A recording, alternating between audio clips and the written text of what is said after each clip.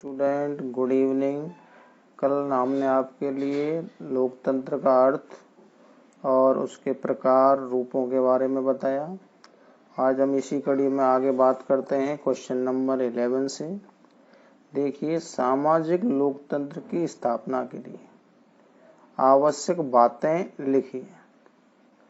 या तो पूछ सकता है आवश्यक बातें कौन कौन सी हैं, अथवा दूसरा तरीका है क्वेश्चन का। देखिए, इस तरीके से पूछ सकता है सामाजिक लोकतंत्र की विशेषताएं लिखिए। अधिकांशतः विशेषताएं पूछी जाती हैं।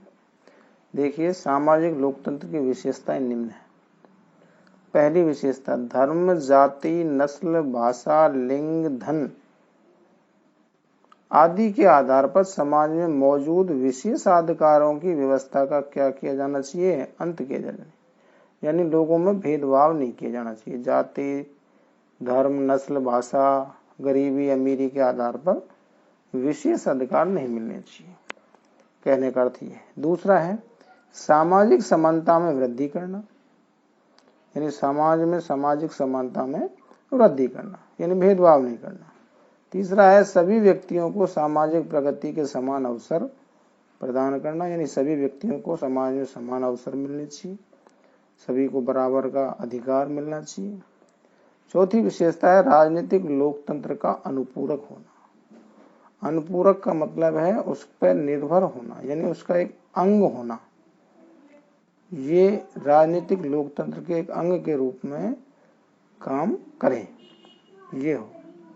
आगे है आर्थिक लोकतंत्र किसे कहते हैं, इसके 3 उप प्रकार कौन से हैं। अर्थव्यवस्था के एक प्रकार के रूप में लोकतंत्र का आर्थिक लोकतंत्र कहा जाता है। आर्थिक लोकतंत्र के 3 उप प्रकार हैं। देखिए, अर्थव्यवस्था के एक प्रकार, यानी अर्थव्यवस्था में जो भी ग्रुप बनता है, जहाँ भी किसी नौकरी में, किसी व्यवसाय में, किसी कंपनी में, तो वो जो ग्रुप है वो अर्थव्यवस्था में जो कार्य करता है, वहाँ जो लोकतंत्र बनता है, वहाँ जो नियम कानून लागू होते हैं, वहाँ जो चयन होता है, वही क्या कहलाता है, आर्थिक लोकतंत्र कहलाता है। आर्थिक लोकतंत्र के 3 उप प्रकार निम्न है। पहला है व्यक्तिवादी आर्थिक लोकतंत्र। व्यक्तिवादी यह शुद्ध पूंजीवादी लोकतंत्र होता है, यानी एक व्यक्तिवादिता होती है, एक व्यक्ति समूह का इसमें अधिकार होता है। दूसरा है मार्क्सवादी आर्थिक लोकतंत्र। यह पूंजीवादी लोकतंत्र से एकदम विपरीत है, यानी व्यक्तिवादी से विपरीत है। आर्थिक समतावादी तंत्र है, यानी यह सभी को आर्थिक समानता के अधिकार को देने में विश्वास करता है। आगे बात करते हैं तीसरा जो प्रकार है, उसमें देखिए उदारवादी आर्थिक लोकतंत्र। यह लोक कल्याणकारी राज्य की धारणा में विश्वास करता है, यानी सभी जनता के कल्याण में विश्वास करता है, यानी उदारता की भावना में विश्वास करता है ये लोकतंत्र। ये लोकतंत्र का तीसरा प्रकार है आर्थिक का। आगे बात करते हैं नैतिक लोकतंत्र किसे कहते हैं, इसकी विशेषताएं व लक्षण लिखिए। देखिए, विद्वानों ने लोकतंत्र को एक नैतिक व आध्यात्मिक जीवन दर्शन के रूप में स्वीकार किया। नैतिकता यानी नैतिक बातें, और आध्यात्मिक यानी आत्मचिंतन, जैसे हम ईश्वर का मनन चिंतन करते हैं। कई लोग जैसे मूर्ति पूजा में विश्वास नहीं करते हैं, ईश्वरीय ध्यान में विश्वास करते हैं, चिंतन में विश्वास करते हैं, उसको बोलते हैं आध्यात्मिक। आध्यात्मिक जीवन दर्शन के रूप में स्वीकार किया है किसको, नैतिक लोकतंत्र को। लोकतंत्र के प्रति इस नैतिक दृष्टिकोण को क्या कहा जाता है, नैतिक लोकतंत्र कहा जाता है। इसकी विशेषताएं या लक्षण निम्न है। पहली विशेषता, नैतिक एवं आध्यात्मिक मूल्यों पर बल। दूसरा है व्यक्ति की गरिमा में विश्वास करना, यानी व्यक्ति की गरिमा, यानी उसके किसी भी प्रकार की उसके चरित्र को या उसके सम्मान को ठेस न पहुंचे। नैतिक व आध्यात्मिक मूल्यों पर बल मिले लोगों को। तीसरा, स्वतंत्रता, समानता एवं भाईचारे की भावना पर बल मिले। स्वतंत्रता की भावना हो, सभी को समानता की भावना हो, लोगों में भाईचारे की भी भावना हो, इस पर बल दिया जाए। चौथी है अपनी प्रकृति से अंतरराष्ट्रीयवादी विचारधारा में विश्वास हो, यानी सभी लोगों में अपनी प्रकृति से अंतर्राष्ट्रीयवादी यानी सभी देशों के लोगों की विचारधारा में सबका विश्वास होना चाहिए, यानी एक दूसरे पर सबका विश्वास हो पूरे विश्व में। आगे है देखिए लोकतंत्र के कोई 5 सिद्धांत या दृष्टिकोणों के नाम, यानी लोकतंत्र के ऐसे मुख्य सिद्धांत कौन कौन से हैं जो लोकतंत्र के प्रमुख सिद्धांतों में आते हैं।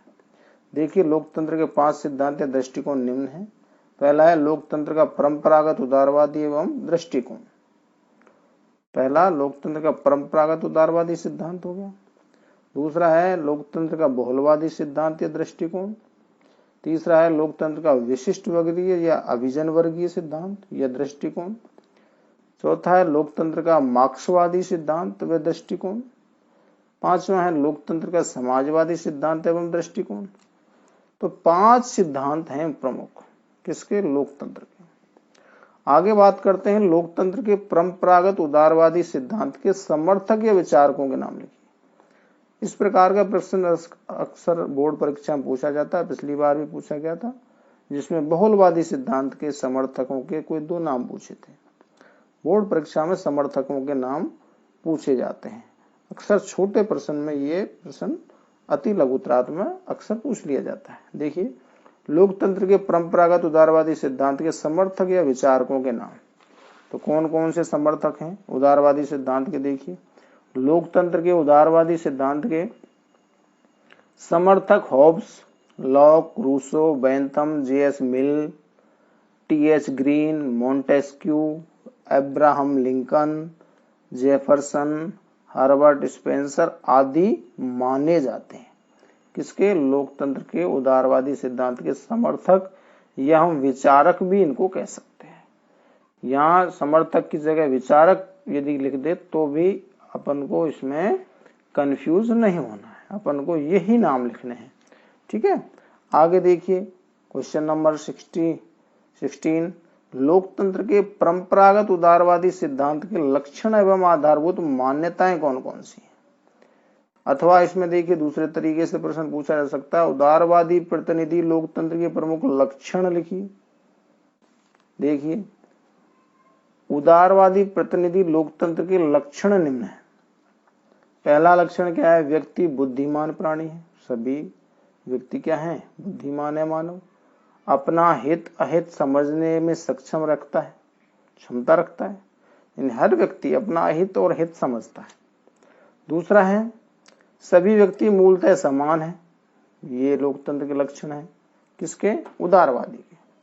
तीसरा लक्षण है शासन का गठन उदारवादी एवं लोकतांत्रिक संविधानवाद के अनुसार होना चाहिए, यानी लोकतांत्रिक रूप से शासन या संविधानवाद के अनुसार गठन होना चाहिए शासन का, संविधान के अनुसार जो नियम कानून है संविधान के। जैसे हमारे देश में संविधान के अनुसार ही चुनाव होते हैं, सरकार का गठन होता है, अर्थात सीमित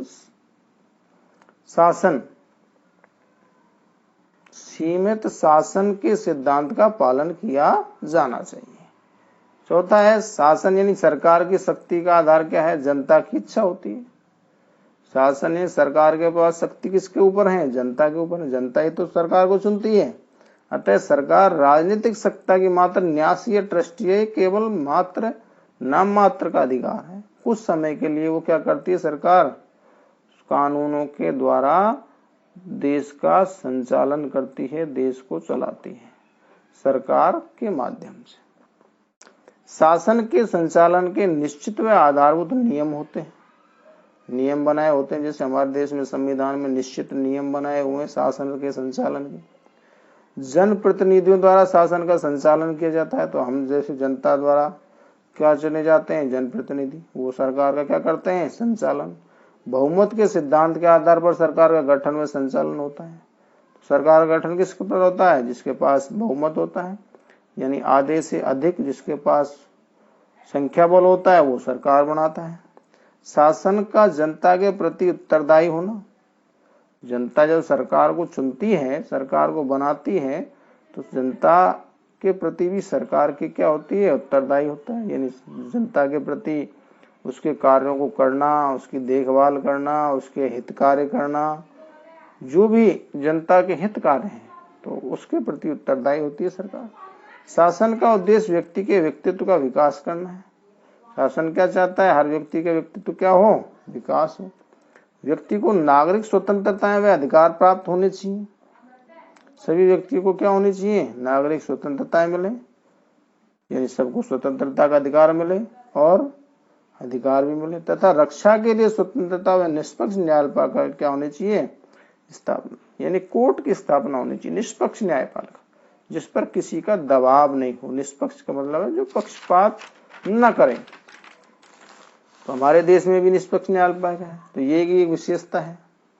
आगे देखिए, निश्चित अवधि के बाद स्वतंत्र व निष्पक्ष चुनाव होने चाहिए और एक से अधिक राजनीतिक दल होने चाहिए।